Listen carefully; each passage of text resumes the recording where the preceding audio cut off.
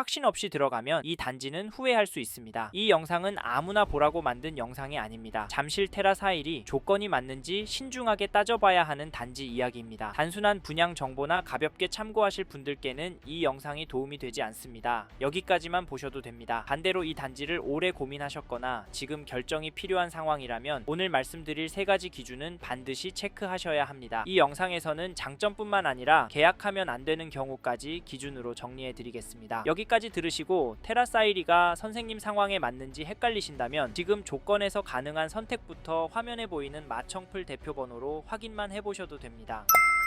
잠실 테라4.1이는 헷갈릴 수밖에 없는 단지입니다. 여기가 좋다, 나쁘다로 단정하기 어렵고 실제로 상담을 하다 보면 같은 단지를 두고도 전혀 다른 판단이 나옵니다. 왜냐하면 이 단지는 타입에 따라 체감이 다르고 층과 향에 따라 접근 전략이 다르고 무엇보다 선생님의 자금 계획에 따라 결론이 완전히 달라지기 때문입니다. 사실 이 단지를 보실 때 많이들 이렇게 생각하십니다. 잠실이니까 괜찮겠지. 그런데 테라412는 이 생각으로 들어가면 오히려 판단이 꼬일 수 있습니다. 그래서 이 단지는 가격이 싸다, 비싸다보다 언제 나올 수 있는 구조인지 이 기준을 먼저 보셔야 합니다. 이 기준을 어떻게 잡느냐에 따라 같은 테라412라도 결과는 완전히 달라집니다. 실제로 이 기준이 안 맞아 정리하신 분도 계셨고 여러 단지를 비교하다가 이 기준이 맞아서 여기 테라4.1을 선택하신 분도 계셨습니다. 차이를 만든 건 감이 아니라 기준이었습니다. 그래서 이 단지는 혼자 결정하기보다는 지금 시점에서 선생님 상황에 맞는 선택인지부터 확인하고 가시는 게 안전합니다. 헷갈리신다면 화면에 보이는 마청풀 대표번호로 확인만 해보셔도 됩니다. 참고로 단기 차익이나 가격만 보고 접근하신다면 이 단지는 맞지 않을 수 있습니다. 이제부터는 잠실 테라4.1을 좋다, 나쁘다가 아니라 장점과 단점을 함께 보면서 선생님께 맞는지 아닌지 기준으로만 같이 보겠습니다.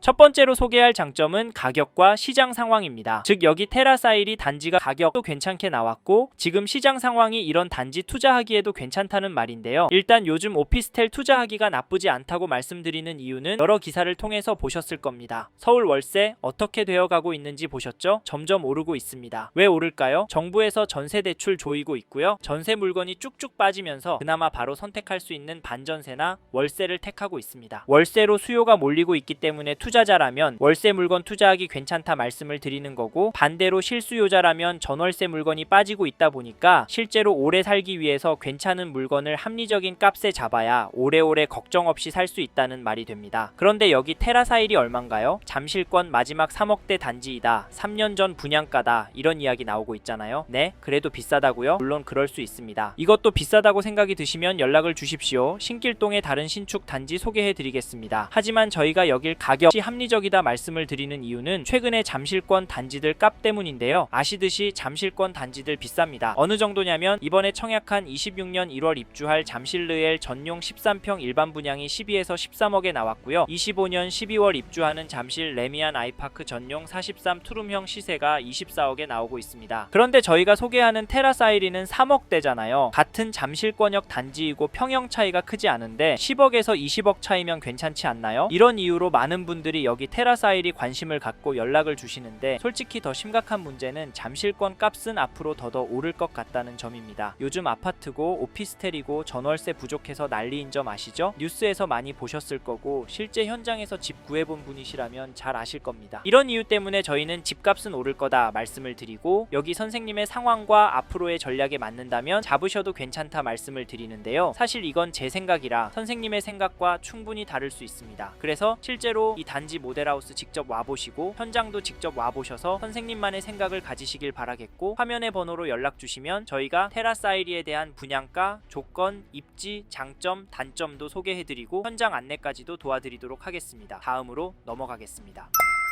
다음으로 말씀드릴 장점으로는 입지에 대해 말씀드리고 싶습니다. 즉 테라4.1이가 위치한 자리가 괜찮아서 오래 가지고 가시면 떨어지지 않고 돈 벌 수 있을 것 같다는 말인데요. 앞에서도 말씀드렸듯이 여기가 잠실권에 있는 단지입니다. 8호선 몽촌토성역과 10m, 9호선 한성백제역은 200m 떨어져 있고요. 이 8호선 정차하는 잠실역은 600m 떨어져 있어서 여기 테라4.1이는 트리플 역세권이라는 말이 딱 맞는 단지인데요. 사실 이런 단지는 역과의 거리가 가장 중요합니다. 왜냐면 주된 수요층 때문인데요. 여기는 1에서 2인 가구의 실거주 목적이거나 월세 수익 목적의 투자자가 계약을 주로 하시는데 역과의 거리가 가까울수록 잘 팔리고 월세를 내놓아도 금방 나갑니다. 솔직히 그럴 수밖에 없는데요. 게다가 요즘에는 외국인들 렌트 구하는 수요도 늘어나고 있습니다. 우리나라의 외국인 거주 비중이 늘어난다는 기사 보셨죠? 그래서 삼성 잠실 쪽은 월세 구하기가 너무 어렵습니다. 현장 돌아보신다면 이해가 가실 텐데 이 말은 여기 테라사일이 월세를 내놓아도 수요가 꾸준할 거라는 말입니다. 월세 물건의 입지는 사람들이 얼마나 모이냐, 얼마나 움직이냐에 따라 달라진다는 거 아시잖아요. 그래서 여기가 괜찮다는 말씀드렸던 거고, 참고로 여기가 2호선, 9호선 가까이에 있어서 미래 가치까지 더해질 수 있습니다. 무슨 말이냐면 기존 수요보다 투자 수요까지 몰려서 집값을 밀어올릴 수 있다는 말인데요. 이 9호선을 이용해서 삼성역으로 이동이 가능하잖아요. 현대차 들어오고 GBC, 마이스, XTX 개통 이런 호재가 있기 때문에 사람들은 더 몰릴 거니까 충분히 집값 밀어올릴 수 있다는 말인데요. 네? 웃기지 말라고요? 물론 그렇게 생각하실 수 있습니다. 그러면 SRT 생기고 GTX 깔린다고 미친듯이 오른 동탄은 뭔가요? 옆에 삼성 반도체요? 그럼 삼성역, 잠실역에 일자리 엄청 많으니까 여기 테라사이리도 오를 수 있는 거 아닌가요? 사실 저는 이게 아예 불가능한 이론은 아니라고 생각합니다. 거기다 지금 전월세 물건이 없으니까 선생님께서 여기 3에서 4년만 잘 잡고 계시면 효자 물건이 되지 않을까 하는데 제 생각 공감이 가시나요? 여기서는 쉽게 이해하시도록 설명을 드려봤는데 화면의 번호로 전화를 주시면 입지에 대해 자세히 설명드립니다. 연락 주시고 물어봐 주십시오. 선생님께 테라사이리에 대해 도움이 될 정보와 의견 드리도록 하겠습니다.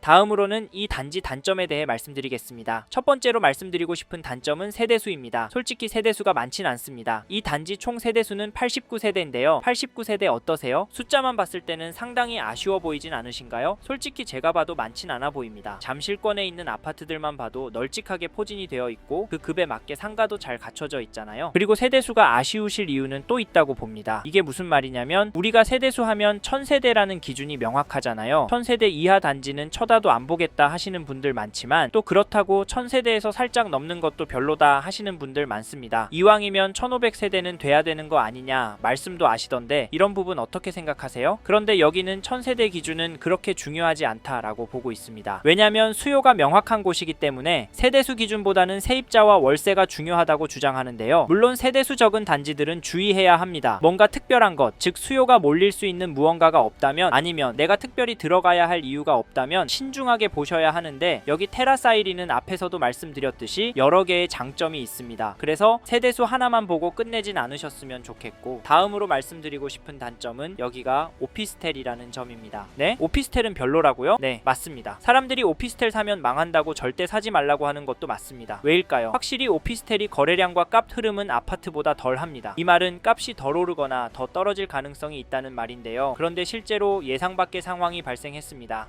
2022년도 잠실도 반토막 난다, 어쩐다 하던 시절에 오피스텔은 더 떨어진다, 살 사람도 없다 난리도 아니었는데요. 그때 오피스텔은 되려 월세가 올랐습니다. 그리고 지금은 어떻게 되었는지 혹시 보셨나요? 요즘 전세 물량을 뛰어넘어 월세 물건도 찾아보기 힘들게 되었는데요. 사실 여길 실거주로 보시는 분은 집 구하기가 어려워서 금액대에 맞는 입지 좋은 단지 찾아오셨을 겁니다. 투자로 보시는 분이라면 수익률이 좋아져서 수익률 때문에 여길 잡으려 하실 거고요. 솔직히 저도 이렇게 될지는 생각지도 못했는데요. 요약하면 오피스텔 어감부터 거부감이 들지만 지금도 앞으로도 전략만 잘 세워서 움직이면 꼭 나쁘지만은 않다라는 말씀을 드립니다. 아셨죠? 여기서는 쉽게 이해하시도록 단점에 대해 설명을 드려봤는데요. 이 외에도 말씀드릴 내용은 많습니다. 이 부분은 전화를 주시면 자세히 설명을 드리니까 화면의 번호로 연락 주시고 단점에 대해 물어봐 주십시오. 그래서 꼭 하셔야 할 단지인지 피해야 할 단지인지 결정하고 움직이시길 바라겠습니다. 감사합니다.